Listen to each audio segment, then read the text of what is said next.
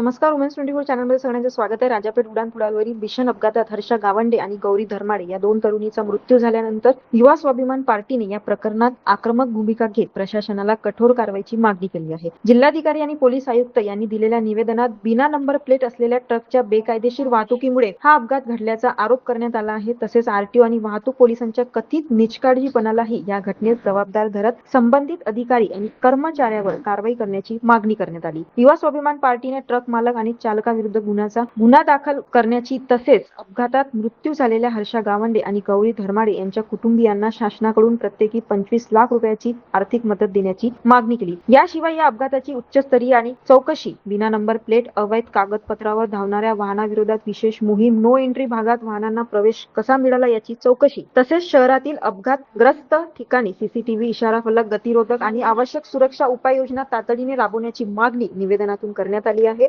दरम्यान यापूर्वी शहरातील वाहतूक व्यवस्थेबाबत प्रशासनाला निवेदने देण्यात आली, मात्र प्रभावी उपाययोजना न झाल्यामुळे ही दुर्दैवी घटना घडल्याचा दावा युवा स्वाभिमान पार्टीने केला. ही निवेदन सुनील राणा, प्रकाश साबळे, सोनाली नवले, उपमहापौर सचिन भेंडे, ॲडव्होकेट प्रीती रेवणे, नाना आमले आणि युवा स्वाभिमान पार्टीच्या पदाधिकारी, नगरसेवकांच्या वतीने प्रशासनाला सादर करण्यात आले. शहरात राजापेठच्या उड्डाणपुलावर झालेल्या दुर्दैवी अपघाताच्या घटनेच्या निषेधार्थ आम्ही आज या ठिकाणी निवेदन द्यायला आलो. अमरावती शहरातील विस्कळीत झालेली वाहतूक व्यवस्था आणि ट्रॅफिकचा निष्काळजीपणा अमरावती शहरातील नागरिकांवर या ठिकाणी काल उद्भवला.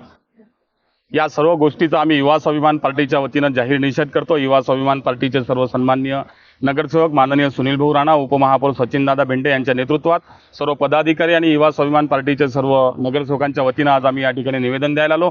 एवढंच नव्हे तर काल झालेल्या अपघातात दुर्दैवी अपघात झालेल्या त्या दोन्ही महिलांना 25 लाख रुपयाची मदत या ठिकाणी करावी, असं सुद्धा आम्ही युवा स्वाभिमान पार्टीच्या वतीनं निवेदन आज जिल्हाधिकारी साहेबांना, पोलीस आयुक्त साहेबांना दिलेलं आहे. आणि ज्या कालच्या दुर्दैवी घटनेमध्ये जे पोलीस अधिकारी कर्मचारी जबाबदार असतील त्या सर्वांचं निलंबन सुद्धा आम्ही आज या ठिकाणी मागितलेलं आहे. धन्यवाद. जो गावंडे परिवार और धर्माडे परिवार पे ऊपर जो दुख का सावट आया हुआ है, उनको एक आर्थिक मदद तो शासन की तरफ से 25 लाख रुपए पर परिवार को मिलना चाहिए। ये निवेदन लेके हम यहाँ पे कलेक्टर साहब की तरफ आए हुए।